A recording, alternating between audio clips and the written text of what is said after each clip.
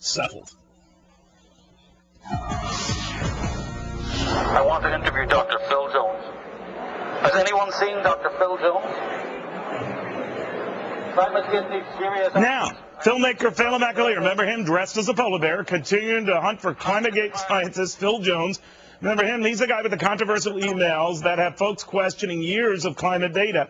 Phelim survived getting pelted with something we think was either a vegetable or a sandwich while talking to us yesterday.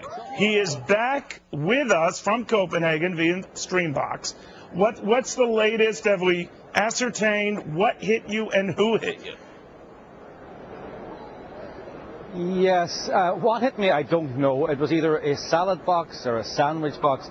I looked down and there was a lot of vegetables around me, rotten vegetables or something like that. All I know is it hurt, it stung my eye, and it came from an environmentalist. It came from someone who, they had an accreditation badge for the NGO Tier Fund, although I believe they worked for the Climate Action Network. All right, it was a lady the Climate Action Network. So how have you been treated today, Phelim?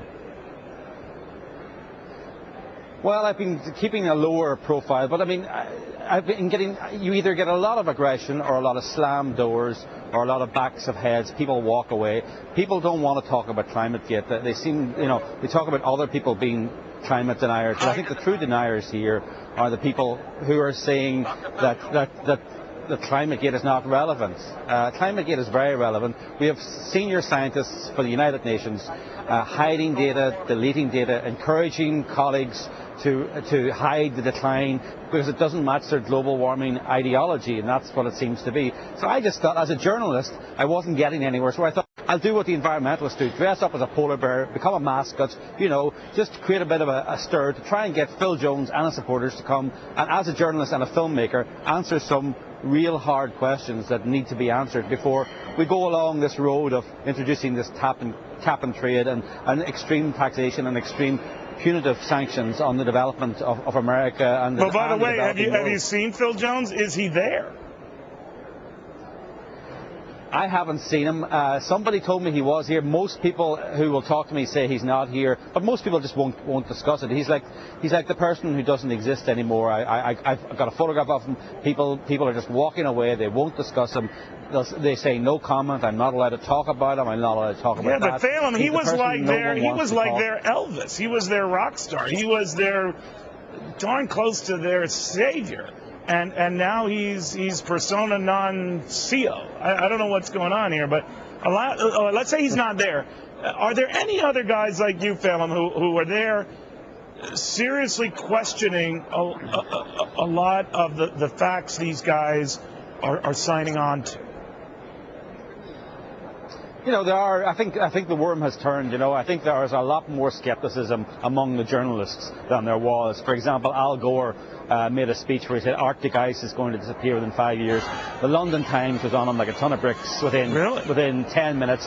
Front page story saying the scientist he's quoting says this is not true. So this is, and now you notice when other channels have a debate on this. It used to be a debate between Greenpeace and the National Resources Defence Council about who's the more extreme environmentalist. Now it's a climate alarmist and a climate skeptic. There's actually a real debate being allowed now by the media. I think the backlash is coming. I think recession helped, but Climategate has pushed them over the edge, and people are saying, hold on, we really need to go back to square one, and we really need to go back to Phil Jones. We really need to go back to the IPCC. Phil Jones practically wrote the IPCC report, the UN report, that all this conference is based on. And, he has some pretty serious questions to ask, and I think journalists are beginning to ask those questions.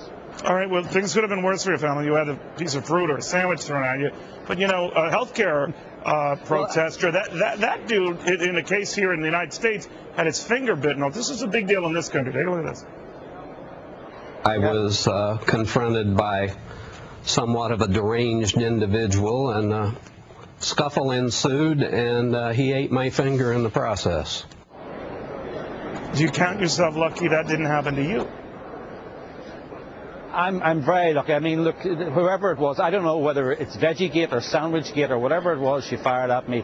But you know, yes, no. Listen, as I said last night, I've seen worse in Belfast on a Tuesday night. You know, I mean, it was all right. It was close to my eye and that, but it was okay. But I think it shows something about the attitude of environmentalists. You know, they talk about tolerance and they talk about liberalism and open to ideas, but it seems to be, unless you read from the same general script, they're not very tolerant or not very open to ideas. I'm just, as a journalist, asking questions, and that's what I got. And you know, I think we need to ask, who are these people who are going to have so much control over our lives? And if we object to it, if we say, well, you know, we don't agree with it, what will their reaction be? What will the United Nations reaction be? What will be the reaction of the new power elite? Because we have to look at environmentalists. Well, you raise as a very good point. And we're being kind of lighthearted on some of these issues, but it raises a serious point. These are the folks who are helping to set the environmental policy for the globe and how much we're going to pay for it. Phelim, you're quite right to at least raise questions, and you shouldn't have things thrown at you or worse because you do. Phelim McAleer, thank you. Very good seeing you again. Well, thank you, Neil. All the best. All right, now to the